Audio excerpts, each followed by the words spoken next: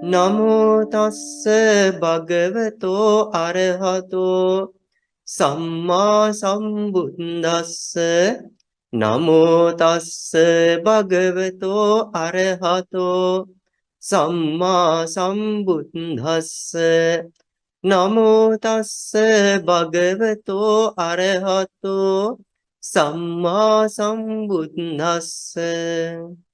ශ්‍රද්ධාවන්ත පින්වත්නි, මහා කරුණාව ලොවට කියාපෑ මහා කාරුණික වූ සනරාමර ලෝක ශිවංකර සාක්‍ය සිහිය වූ සුගත තථාගත සම්මා සම්බුදුරජාණන් වහන්සේගේ මහනෙල්මල් සුවඳ විහිදෙනා සම්බුදු මුවගින් සිහනද පැතිරු උතුම් අභිධර්ම දේශනාවන්ගෙන් බිඳක් ශ්‍රවණය කරන්නයි මේ පින්වත් සෑම සියලු දෙනාම අද දවසේදීත් මේ සූදානම් වෙන්නේ. පින්වත්නි, අපි පළවෙනි දවසේ සාකච්ඡා කළා කුමක්ද? සම්මුති සත්‍යයත් පරමාර්ථ සත්‍යයත්. යමක් බෙදන්න පුළුවන්ද? යමක් බිඳින්න පුළුවන්ද? මූලික ගති ලක්ෂණේ වෙනස් කරන්න පුළුවන්ද? ආන්න එවැනි ධර්ම වලට කිව්වා සම්මුති සත්‍ය කියලා. මූලික ගති ලක්ෂණ වෙනස් කරන්න බැරි ධර්මතාව වලට කිව්ව මොනවාද? පරමාර්ථ සත්‍ය කියලා. එතකොට අපි මෙන්න මේ විදිහට පරමාර්ථ සත්‍ය කීයක් නම් ඉගෙන ගත්තද පින්වත්නි? පරමාර්ථ සත්‍ය 8ක් කතා කළා. ඒ තමයි මේ විශ්වයේ නිර්මාණය වෙලා තියෙන කුඩාම ඒකකේ ඇසට පෙනෙන්නේ නැති මේ වෙනතුරු විද්‍යාඥයන්ගේ විද්‍යා උපකරණ වලට පවා හසු නොවිච්ච සර්වඥයන් වහන්සේගේ සර්වඥතා ඥාණයෙන් අවබෝධ කරලා මේ ලෝක සත්‍යයට දේශනා කළා වූ ආන්නේ පරම ධර්මතා අපි 8ක් සාකච්ඡා කළා. රූපමීය වූ පරමාර්ථ ධර්ම 8ක් කතා කළා. එතකොට මේ 8 අපි නම් වශයෙන් යම් මට්ටමකට කිව්වත් නමුත් ਸਰව සම්පූර්ණයෙන්ම සාකච්ඡා කළේ නැහැ. නමුත් ඒ 8න් අපි 4ක් යම් තාක් දුරට සාකච්ඡා කළා. ඒ මොනවාද? පඨවි ධාතුව, ආපෝ ධාතුව, තේජෝ ධාතුව, වායෝ ධාතුව. එතන මෙන්න මේ ධාතු හතරට කියනවා මහා භූත හතර කියලා. එතකොට මෙන්න මේ මහා භූත හතරත් තව රූප හතරක් තියෙනවනේ. අන්නේ හතරට කියන උපාදා රූප කියලා. මෙන්න මේ අටට කියනවා මොකද්ද? සුද්ධාෂ්ටක රූපය කියලා. අපි උදාහරණයක් විදිහට මෙහෙම බලමුකෝ. ඔබ හිතන්න දස දිසාවට අතුපතර විහිදිලා ගියපු වෘක්ෂයක් තියෙනවා. එතකොට යමෙක් මේ වෘක්ෂේ දැක්කම එයාට හිතෙන්නේ මොකද්ද? මේ නම් මේ ගහක් කියලා නේද? එතකොට ඒ ගහ ඇත්තටම සම්මුතියක්ද? එහෙම නැත්නම් පරමාර්ථයක්ද කියලා බලන්නේ කොහොමද? සම්මුතියක් නම් කඩලා බිඳලා බලන්න පුළුවන් නේ. කඩනකොට බිඳිනකොට ඒකේ මූලික ගති ලක්ෂණ වෙනස් වෙනවා නම්, ස්වභාව ලක්ෂණ වෙනස් වෙනවා නම් ඒක කඩන්න බිඳින්න පුළුවන් නම් ආන්නේ එවැනි ධර්ම වලට කියනවා සම්මුති සත්‍ය කියලා. අපි බලමු මේ ගහ කියන්නේ සම්මුති සත්‍යයක්ද පරමාර්ථ සත්‍යයක්ද කියලා. ඔන්න ගහේ අතු කපල අයින් කරන්න පුළුවන්. ඒතර අපි මේ ගහේ අතු වලට ගහ කියන්නේ නැහැ. ගහේ අතු කියනවා. ඒතර මේ ගහේ පොතු ඕනනම් අපිට ගලවලා ඉවත් කරන්න පුළුවන් නේ. ඊට පස්සේ ගහේ මුල් ඕනනම් කපලා ඉවත් කරන්න පුළුවන්. ඊට පස්සේ මේ මුල් වලින්ම ගහ ඕනනම් පෙරලා දාන්නත් බැයිද? ඒ වගේම ගහේ අතු කපන්න පුළුවන්, ඒ වගේම පොතු ගලවන්න පුළුවන්, මුල් කපන්න පුළුවන්, ඒ වගේම ගහේ කඳ කපලා ඒ කඳෙන් ලෑලි වුණත් කෙනෙකුට ලබා ගන්න බැයිද? කඳෙන් ලෑලි වුණත් ලබා ගන්න පුළුවන්. ඊට පස්සේ මේ ලෑලි වුණත් තව කුඩා කොටස් වලට ඇසට නොපෙනෙන ලී කුඩු බවට වුණත්, ඊටාම සියුම් කුඩු වලට වුණත් පත් කරන්න බැයිද? ඊටාම සියුම් කුඩු වලට පවා මෙන්න මේ ගහේ හඳපත් කරන්න පුළුවන්. එහෙනම් ඔබට දැන් හරිය ලස්සනට තේරෙන්න ඕනේ මේ ගහ කියන විශාල දේ සම්මුති සත්‍යද පරමාර්ථ සත්‍යද? එහෙනම් හැමෝම කියාවේ සම්මුති සත්‍යයක් කියලා. ඇයි හේතුව? මේ ගහ කියන එක අපිට කඩලා බිඳලා ඊටාම සියුම් කොටස් වලට පවා වෙන් කරන්න පුළුවන් හැකියාවක් ලැබුණා. නමුත් ඔහොම බෙදාගෙන ගියාට පස්සේ අවසානයේ බෙදන්න බැරි, බිඳින්න බැරි, තවදුරටත් මේ ගති ලක්ෂණ වෙනස් කරන්න බැරි තැනකට එනවා. ආන්නේ ඒ ධර්ම වලට කියනවා රූපමය පරමාර්ථ ධර්ම කියලා. ඒ කියන්නේ පරමාර්ථ ධර්ම අපිට කොටස් කිහිපයකට බෙදන්න පුළුවන්. අපි තාම මේ ගැන සාකච්ඡා කළේ නැහැනේ. ඒතර මේ දේවා රූපමය පරමාර්ථ ධර්ම වලට බෙදන්න පුළුවන්. එතකොට එතන තියෙන්නේ ගති ලක්ෂණ ස්වභාව ලක්ෂණ ටිකක්. එතකොට කෙනෙකුට හිතෙන්න පුළුවන් එහෙනම් මේ පරමාර්ථ ධර්ම කියලා කියන්නේ ස්ථීර වූ දෙයක්ද?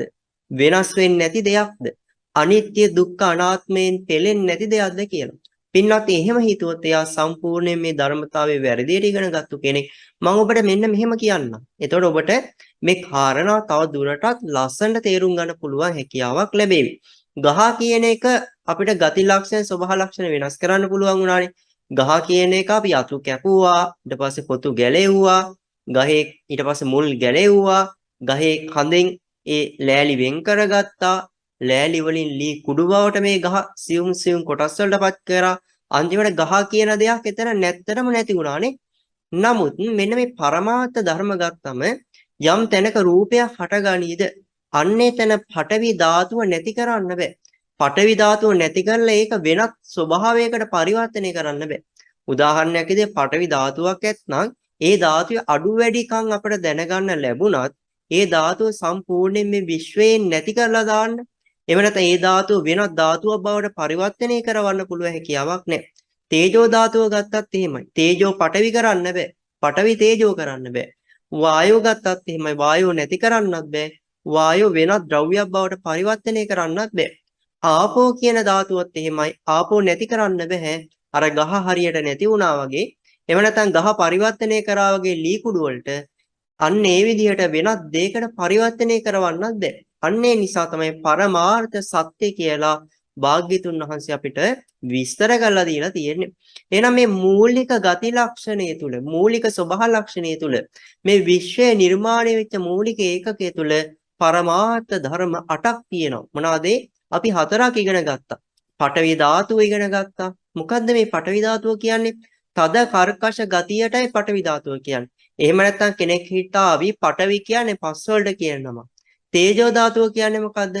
උණුසුම හෝ සිසිලස කියන ගති ස්වභාවයට තමයි තේජෝ ධාතුව කියලා කියන්නේ. නැත්නම් කෙනෙක් හිතාවි මේ ගින්දරට තමයි තේජෝ කියලා කියන්නේ. වායෝ ධාතුව කියලා කියන්නේ හමාගෙන යන ගති. එහෙම නැත්නම් පුම්බන ගතියට කියනවා වායෝ ධාතුව කියලා. එහෙම නැත්නම් කෙනෙක් හිතාවි මේ වායෝ ධාතුව කියන්නේ සුළඟට කියලා. ආපෝ ධාතුව කියන්නේ වැగిරෙන. එහෙම නැත්නම් අලවා ගන්නා ස්වභාවය. අලවා ගන්නා ස්වභාවයට කියනවා ආපෝ ධාතුව කියලා.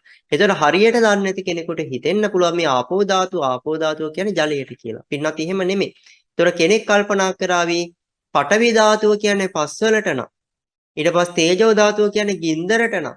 වායෝ ධාතුව කියන්නේ සුළඟට නම්. ආපෝ ධාතුව කියන්නේ ජලයට නම්. මේ හතරම කොහොමද එකට තියෙන්නේ? එකට තියෙන විදියක් නැහැනේ. අන්න ඒ නිසා මූලික ධර්මතාවයේ වැරදිවට කෙනෙක් තේරුම් ගත්තොත් පින්නත්නි එයාට මේ ගැඹුරු කරුණු හරියට තේරුම් ගන්න හැකියාව ලැබෙන්නේ නැහැ. එතන මේ කියන්නේ ගති ලක්ෂණ ස්වභාව ලක්ෂණ ටිකක් විතරයි. සමහර ද්‍රව්‍යවල පඨවි ධාතුව වැඩි නිසා තමයි අපි පස්වලට පඨවි ධාතු සූත්‍ර දේශනාවල උපමාවට ගන්නෙ.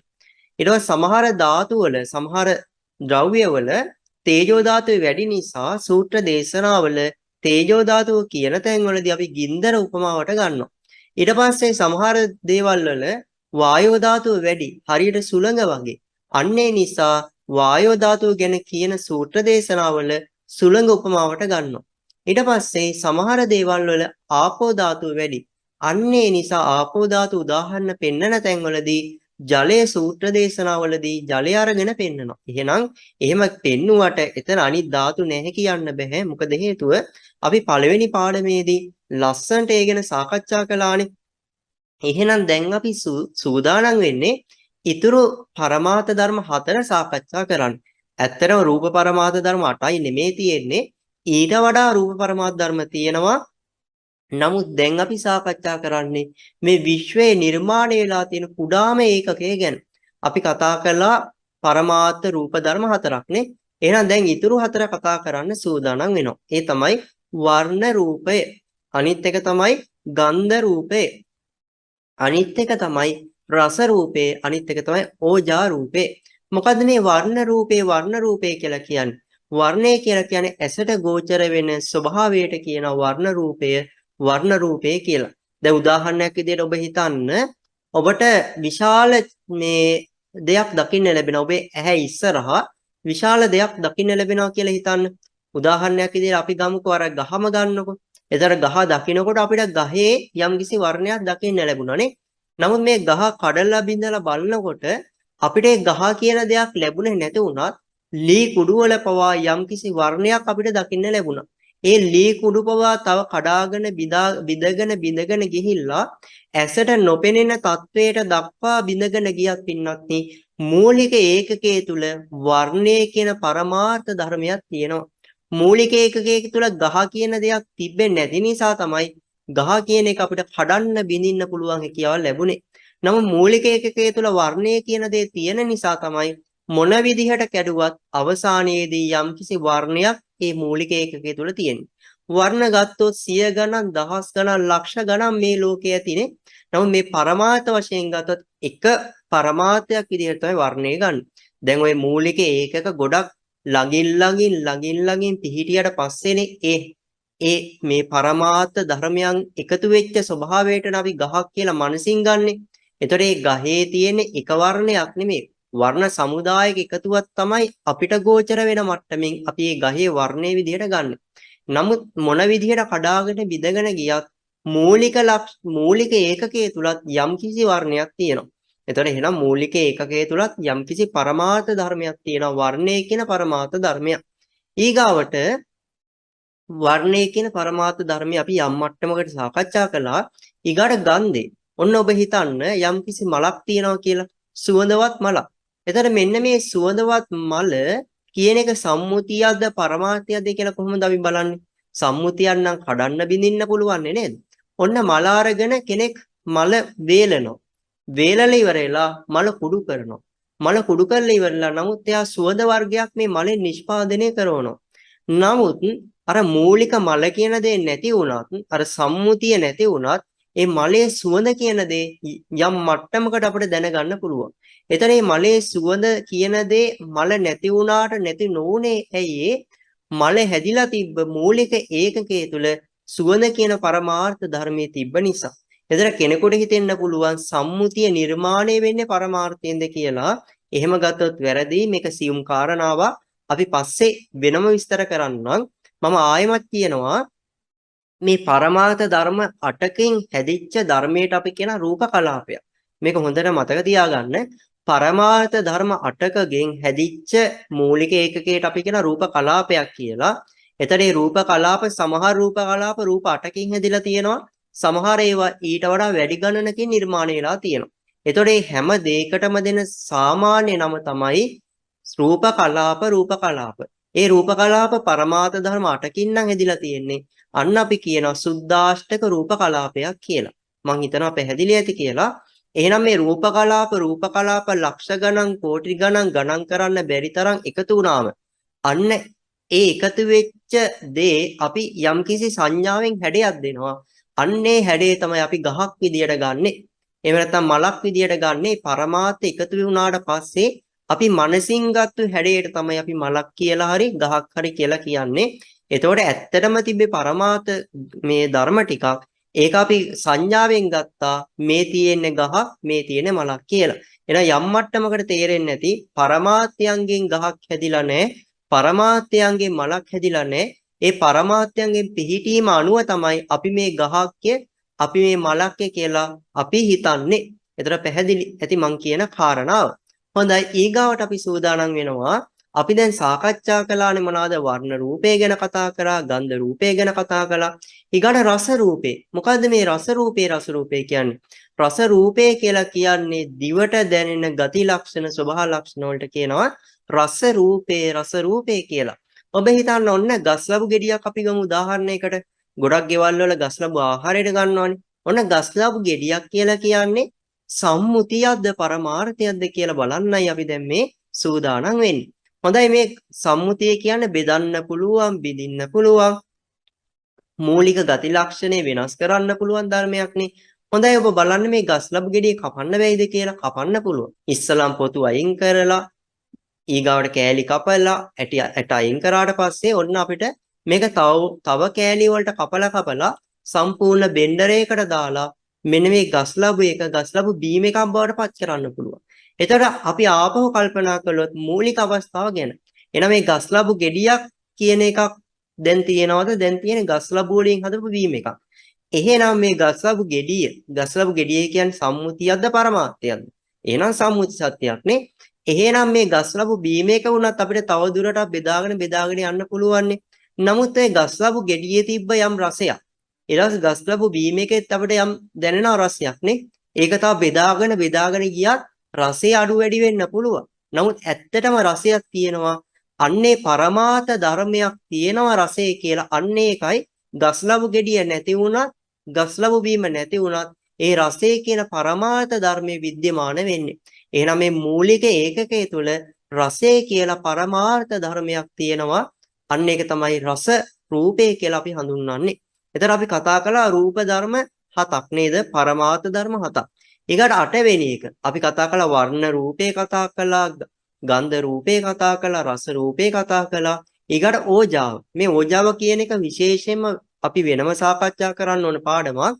අපි දැන් කෙටියෙන් සාකච්ඡා කරමු. මේ ඕජාව කියලා කියන්නේ කනබොන ආහාර වලින් අපේ කයට ශක්තියක් ලැබෙනවද? ඒ වගේම අපේ ශරීරය වැඩෙන්න උදව් වෙනවද? අන්නේ ආහාර වල තියෙන ශක්තියට කියනවා මොකද? ඕජා රූපේ කියලා.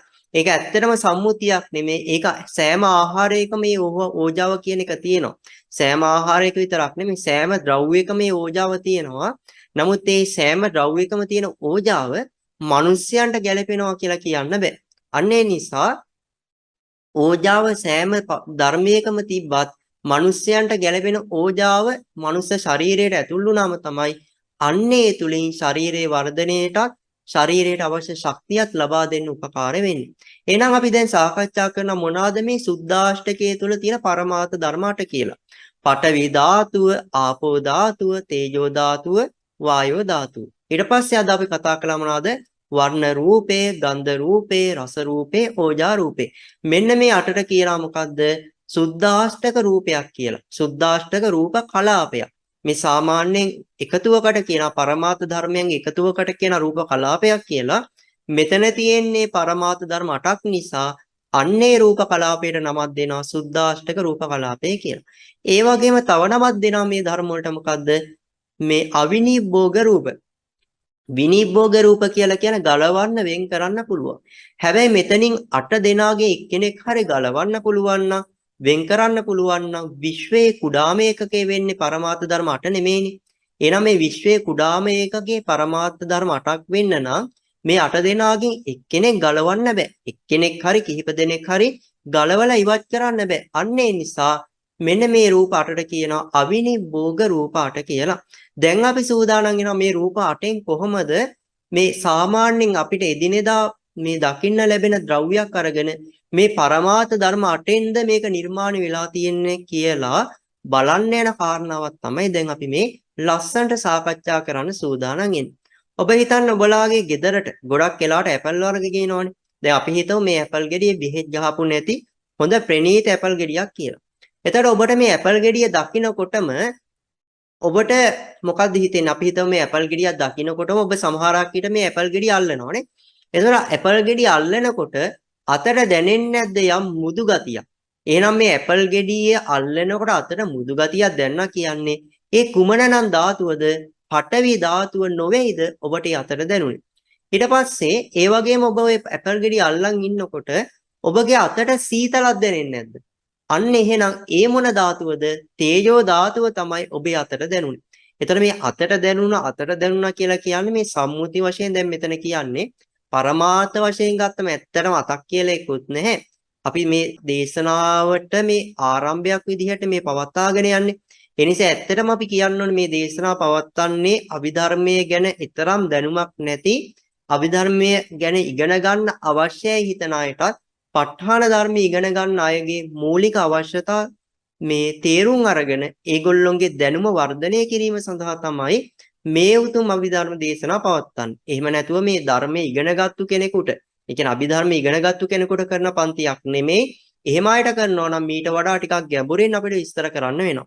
මේ ඇත්තටම අපි කරන්නේ ඊටාම සරල විදිහට තේරෙන්නේ නැති ඕනම කෙනෙකුට තේරුම් ගන්න පුළුවන් හැකියාවේ ලැබෙයි කියලා අදහසින් තමයි මේ කරුණු විස්තර කරන්නේ. හොඳයි. එහෙනම් අපි සාමාන්‍ය උදාහරණයක් ගන්න ඇපල් ගෙඩිය අල්ලනවා කියලා දැනට හිතන්න. එතන අතට දැනෙනවනේ මොකද්ද? මේ මෘදු ගතියක්. ඒ තමයි පටවි ධාතුව. අතට දැනෙනවනේ සීතල ගතියක්. ඒ තමයි තේජෝ ධාතුවනේ. ඊට පස්සේ ඔබට ඇහෙන් මේ ඇපල් ගෙඩිය දකින්න බැයිද? එතකොට ඇහෙන් දකිනකොට මේ ඇපල් ගෙඩියේ තියෙන වර්ණය ඔබට දකින්න ලැබෙනවනේ. එතකොට වර්ණයක් තියෙනවා ඔබට දකින්න ලැබෙනවා. ඊගාවට මේ ඇපල් ගෙඩිය පිම්බිලා වගේ නැද්ද? එහෙනම් මේ ඇපල් ගෙඩිය හැකිලෙන්න දෙන්නේ නැතුව පුම්බලා තියන්නේ මොන ධාතුවෙන්ද? වායෝ ධාතුවේ. එතන මේ ඇපල් ගෙඩියේ පඨවි තේජෝ වායෝ කියන ඒ ධාතු විතරක් නෙමෙයි අනිත් ධාතුත් ඔක්කොම විසිරෙන්න දෙන්නේ නැතුව ඇපල් ගෙඩිය තුලම තියාගන්නේ මොන ධාතුවෙන්ද කියලා ඇහුවොත් ඔබ මොකද්ද කියන්නේ? ආපෝ ධාතුවෙන් තමයි මේ සියලු පරමාර්ථ ධර්ම විසිරෙන්න නොදී එක මිශ්‍රණයකට තබා ගන්නෙ. එහෙනම් ඔබට ඇත්තටම පේනවා මේ පරමාර්ථ ධර්ම වලින් කොච්චර කාර්යයක් කරනවද? මේ පරමාර්ථ වලින් කරන ගති ලක්ෂණ ස්වභාව ලක්ෂණ නිසා තමයි සම්මුති ලෝකයේ තුල අපිට ඇපල් ගෙඩියක් කියලා දෙයක් දකින්න අවස්ථාවක් ලැබෙන්නේ. එහෙනම් අපි දැන් පටවි ධාතුව ගැන කතා කළා. ඇපල් ගෙඩිය අල්ලනකොට අත දැනෙන මේ මෘදු ගතියනේ. තේජෝ ධාතුව ගැන කතා කළා. ඇපල් ගෙඩිය අල්ලනකොට අපිට අතට දැනෙන සීතලනේ. වායෝ ධාතුව ගැන කතා කළා. ඒ තමයි ඇපල් ගෙඩිය පුම්බවලා තියෙනවානේ. ආපෝ ධාතුව ගැන කතා කළා. ඒ තමයි සියල්ල විසිරෙන්න නොදී මේ පරමාර්ථ ධර්ම එක මිශ්‍රණයකට තබා ගන්නේ ආපෝ ධාතුව. වර්ණය ගැන කතා කළා. ඇපල් ගෙඩිය දකින්නකොට අපිට යම් වර්ණයක් පේනවා. අන්න ඒ වර්ණේ පේන්න නම් මේ ඇපල් ගෙඩිය තුළ යම්කිසි වර්ණයක් තිබිය යුතුයි. අන්න වර්ණ ධාතුවත් අපි කතා කළා. ඊකට වර්ණ ගන්ධ. ඔබ ටිකක් ඇපල් ගෙඩිය ගාවට ගිහිල්ලා ලං වෙලා බලන්න. අන්න එතකොට නාසයට සුවඳක් දැනෙන්නේ නැද්ද? සුවඳක් දැනෙනවා. එහෙනම් ඒක තමයි ගන්ධ කියන පරමාර්ථ ධර්මයනේ. දිවෙන් පොඩ්ඩක් ස්පර්ශ කරන්න, කටින් හපලා බලන්න. අන්න එතකොට දිවට රසයක් දැනෙනවනේ. අන්න ඒක තමයි රස කියන පරමාර්ථ ධර්මයේ.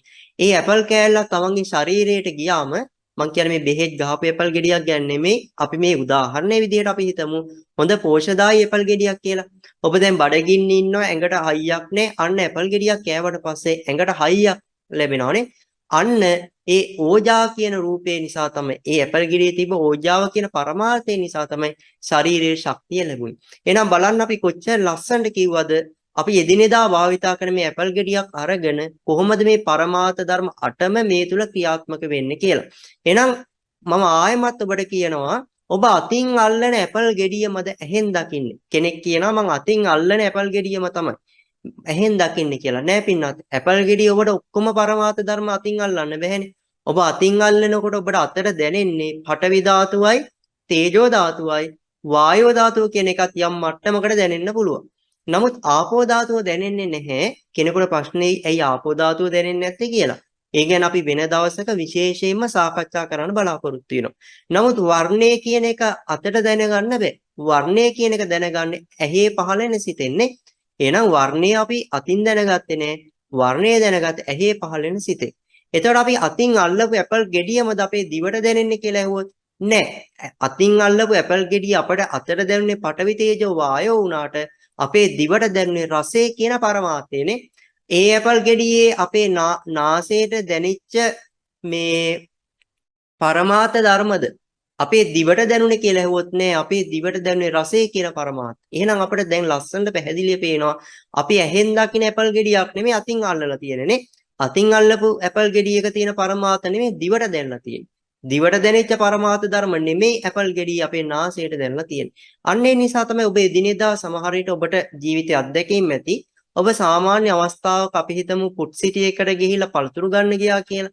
පළතුරු ගන්නකොට ඒ ගෙඩිය දිහා බලනකොට අපි දැන් පළතුරක් කියලා ඒ පළතුර දකින්නකොට අපිට හිතෙනවා මේක ඉදිච්ච එකක්. ඊට පස්සේ සුවඳ බලනකොටත් තේරෙනවා මේක සුවඳ. අල්ලලා බලනකොටත් තේරෙනවා, නාසයෙන් ඉබල බලනකොටත් තේරෙනවා, ඇහෙන් බලනකොටත් ඒකේ වර්ණය දකින්නකොටත් තේරෙනවා. හැබැයි ගෙදර ඇවිල්ලා කාලා බලනකොට තේරෙනවා අනේ ඇත්තට මේක ඉදිලා නැහැ. ඇයි හේතුව? අතින් අල්ලපු පරමාර්ථ ධර්ම නෙමෙයි අපි ඇහෙන් දැක්කේ. ඇහෙන් දැකපු පරමාර්ථ ධර්ම නෙමෙයි අපි දිවෙන් මේ රස විඳින්නේ. මොකද අපි පුස්සිටි එකේ දිවෙන් රස විඳින්නේ නැහැනේ. අතින් ඇල්ලුවා ඇහෙන් බැලුවා. එහෙනම් බලන්න මේ පරමාර්ථ ධර්ම ඉගෙන ගැනීම තුළින් අපිට සම්මුති ලෝකයේ තුලත් යම් යම් කරුණු තේරුම් ගන්න පුළුවන් හැකියාවක් ලැබෙනවා. ඒ වගේ විශේෂයෙන්ම මේ ධර්මතා ඉගෙන ගැනීම තුළින් පින්වත්නි අපේ මේ අභ්‍යන්තර ක්‍රියාවලිය ගැන හරි ලස්සන දැනුමක් අපිට ලබා ගන්න පුළුවන්. ඉතින් මම බලාපොරොත්තු වෙනවා අද දවසේ මේ පාඩම නවත්තන්න ඊටාම දීර්ඝව විස්තර කරන්න බලාපොරොත්තු වෙන්නේ නැහැ. අද අපි සාකච්ඡා කළේ කුමක්ද? මේ විශ්වයේ නිර්මාණය වෙලා තියෙන කුඩාම ඒකකේ විද්‍යාඥයන්ගේ විද්‍යා උපකරණ වලට පවා මේ වෙනකන් හොයාගන්න බැරි වෙච්ච ඒ රූපිමය ස්වභාවය ඒ තමයි සුද්දාෂ්ටක රූප කලාපය. මේ සුද්දාෂ්ටක රූප කලාපය හැදෙන්නේ පරමාර්ථ ධර්ම 8කින්. ඒ තමයි පඨවි ධාතු, ආපෝ ධාතු, තේජෝ ධාතු, වායෝ ධාතු, වන්න රූපේ, ගන්ධ රූපේ, රස රූපේ, ඕජා රූපේ කියන මෙන්න මේ පරමාර්ථ ධර්ම 8න් තමයි මේ විශ්වයේ මූලික ඒකකේ නිර්මාණය වෙන්නේ. එහෙනම් සියලු දෙනාටම තෙරුවන් සරණයි.